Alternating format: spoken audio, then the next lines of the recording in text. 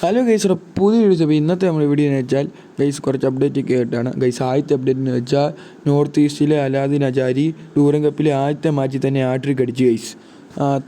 താരത്തിൻ്റെ വരവ് അറിയിച്ചിട്ടുണ്ട് എല്ലാവരെയും.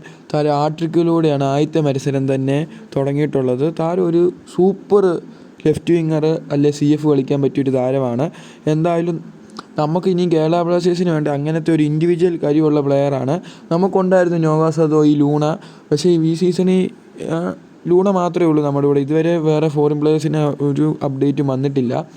എന്തായാലും ഇനി സൈനിങ് ഒക്കെ തുടങ്ങുമായിരിക്കും. കാരണം കേരള ബ്ലാസ്റ്റേഴ്സ് വിറ്റെന്നാണ് പറയുന്നത്. ഇപ്പം 120 കോടിക്ക് ഒരു സ്പോൺസർ എടുത്തെന്നാണ് പറയുന്നത്. പക്ഷേ സ്പോൺസേഴ്സിൻ്റെ പേരൊന്നും ഇതുവരെ കൺഫേം ആയിട്ട് പറഞ്ഞിട്ടില്ല ആരും. അതുകൊണ്ട് ഇനി അതൊക്കെ കഴിയുമ്പോഴത്തേനും ഉറപ്പായിട്ടും ട്രാൻസ്ഫർ വിൻഡോയിൽ നമ്മൾ പ്ലേയേഴ്സിനെ മേടിക്കുമെന്ന് കൺഫർമേഷൻ ഉണ്ട്. എന്തായാലും നല്ല പ്ലേയേഴ്സൊക്കെ വരട്ടെ എന്ന് നമുക്ക് പ്രതീക്ഷിക്കാം.